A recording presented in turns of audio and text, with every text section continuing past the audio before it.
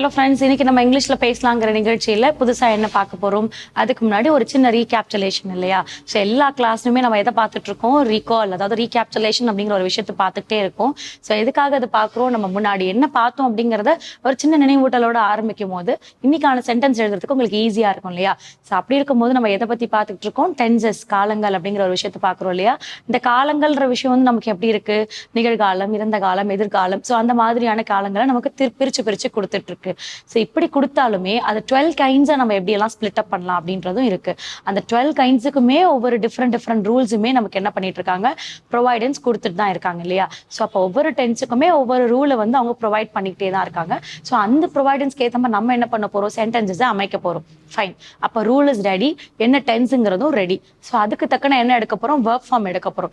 எந்த டென்ஸ், அதாவது V1 வருமா, V2 வருமா, V3 வருமா அப்படிங்கிற எந்த வெர்ப் ஃபார்ம் வந்து எதுக்கு உள்ள வரும் அப்படிங்கிறது ரொம்ப முக்கியம் இல்லையா. ஸோ அப்போ V3ங்கிறது V2க்குள்ளார வருமா, இல்லை V2 வந்து நமக்கு இந்த ரூல்ல வருமா அப்படிங்கிறத பெர்ஃபெக்ஷனலா ஃபர்ஸ்ட் செலக்ட் பண்ணிக்கோங்க. எந்த ரூல், என்ன verb form. Okay fine, select ஆயிடுச்சு. இப்போ இதை கம்பைன் பண்ணி எந்த சப்ஜெக்டா குறிக்க போறீங்க, அவ்வளவுதான். இது ரெடி ஆனதும் நமக்கு சென்டென்ஸ் வந்து ஈஸியா மேக் பண்ண ஆரம்பிச்சிடலாம் இல்லையா. ஸோ அப்படி இருக்கும் போது இன்னைக்கு நம்ம எதை பத்தி பார்க்க போறோம், ஃபியூச்சர் பர்ஃபெக்ட் டென்ஸ் இல்லையா. ஸோ எக்ஸ்க்ளூசிவா 12 டென்சஸ்லயுமே இருக்கிறதுல ஒன்றுத்தை பத்தி மட்டும் ரொம்ப கிளாரிட்டியா பார்க்க போறோம். ஸோ இந்த ஃபியூச்சர் பர்ஃபெக்ட் டென்ஸ்லயுமே அஃபர்மேஷன்ஸ், என்ன அஃபர்மேஷன்ஸ் பார்க்குறோம், பாசிட்டிவ் அஃபர்மேஷன்ஸ். ஸோ அந்த பாசிட்டிவ் அஃபர்மேஷன்ஸ்ல ஃபியூச்சர் பர்ஃபெக்ட் டென்ஸை யூஸ் பண்ணி எப்படி ஒரு சென்டென்ஸை வந்து அழகா மேக் பண்ணலாம் அப்படின்னு சொல்லி தருவாங்க. ஸோ நம்ம பார்த்துட்டு இருக்கிறது future perfect tense.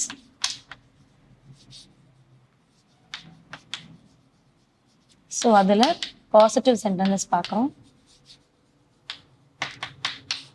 V1, V2, V3. So இந்த sentence எழுதுறதுக்கு first verb வேணும் இல்லையா. So verbல வந்து V1 வந்து present, V2 வந்து indicates past, V3 வந்து indicates past participle. அதாவது V1 வரும்போது sit. ஸோ வெர்ப் ஃபார்ம் என்ன, ரொம்ப சிம்பிளா 3 letter வேர்டா சிட். சிட்னா என்ன சொல்றது, உட்காருங்க, இல்ல உட்காரு அப்படிங்கிறது இல்லையா. ஸோ ரொம்ப சிம்பிளா உட்காருங்க. நம்ம வீட்டுக்கு வரவங்கள சிட், ப்ளீஸ் சிட் அப்படின்னு சொல்லலையா, தயவுசெய்து உட்காருங்க அப்படிங்கிற மாதிரி. ஸோ அப்போ உட்காரு அப்படிங்கிறது. நெக்ஸ்ட் வந்து V2ல வரும்போது சாட் அப்படிங்கிறது. ஸோ இந்த உட்காரு அப்படிங்கிறதையும் சொல்லலாம், இல்லை அமரு அப்படிங்கிறதையும் சொல்லலாம். அமரு அப்படின்னு சொன்னா ரொம்ப பழைய ஏன்ஷியன்ட் தமிழ்ல சொல்ற மாதிரி இருக்கும் இல்லையா. அதனால நம்ம என்ன பண்ணுவோம், ரொம்ப பேச்சு வழக்கில் சொல்ல மாதிரி உட்காருங்க அப்படின்னு நம்ம சொல்லுவோம் இல்லையா.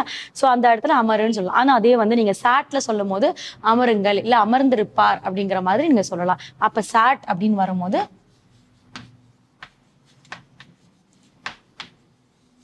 அமர்ந்து அப்படிங்கிறது. இதே V3ல, அதாவது யாரு, V3ல பாஸ்ட் பார்ட்டிசிபிள்ல வரும்போது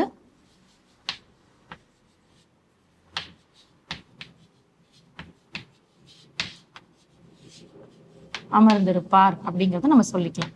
சோ உட்காரு, அமர்ந்திருப்பார் அப்படிங்கிறது. சோ இது அமர்ந்துங்கிறது சொல்லலாம், இல்ல அமர்ந்தார் அப்படிங்கறதையும் நீங்க சொல்லிக்கலாம். இந்த இடத்துல அமர்ந்தார் அப்படிங்கறதையும் சொல்லிக்கலாம். செஞ்சு இதை வந்து என்ன பண்ணலாம்னா V2 அப்படிங்கிறதால.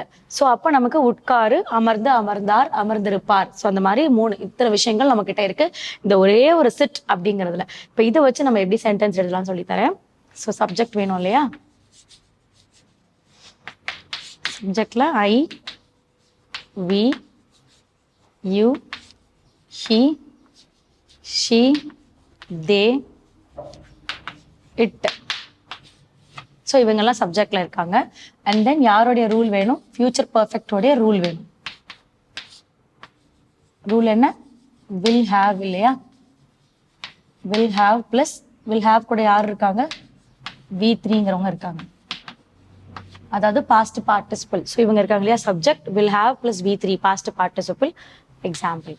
ஸோ இப்போ யார் ரெடி ஆயிட்டாங்க, நமக்கு ரூல் வந்து ரெடி ஆயிட்டாங்க. ஸோ இந்த ரூலுக்கு ஏற்ற மாதிரி நம்ம என்ன பண்ணுவோம், வாக்கியத்தை அமைக்க போறோம். ஸோ சப்ஜெக்ட் நான் என்ன எடுக்கிறேன்னா ஷீ எடுக்கிறேன். So she will have, so she will have V3 வரும்போது என்னது, சாட் இல்லையா. ஷீ வில் ஹாவ் சாட் அப்படின்னா அவள் அமர்ந்திருப்பாள் அப்படிங்கிறதோட முடிஞ்சிருச்சு.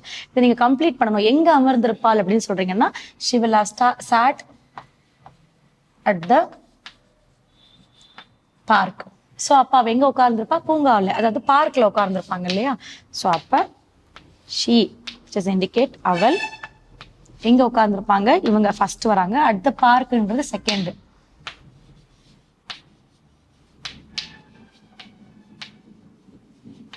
பூங்காவில் வில் ஹாவ் சாட் இல்லையா? ஸோ அப்போ பூங்காவில் என்ன பண்ணியிருப்பாங்க?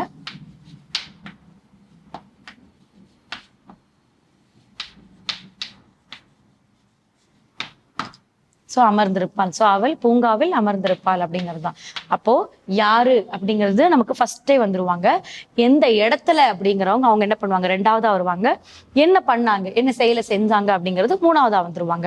ஸோ அப்போ அவள் பூங்காவில் அமர்ந்திருப்பாள் அப்படிங்கிறது நமக்கு வந்திருக்கு இல்லையா? ஸோ இதை நீங்க வந்து அவள் பூங்காவில், நான் இங்க இருக்க சப்ஜெக்டை வச்சு நீங்க எழுதியிருக்கேன். இதுக்கு பதில் நீங்க நேம் கூட யூஸ் பண்ணிக்கலாம். நேம் யூஸ் பண்ணும் போது என்ன பண்ணலாம்? Like Subha will have sat on the floor.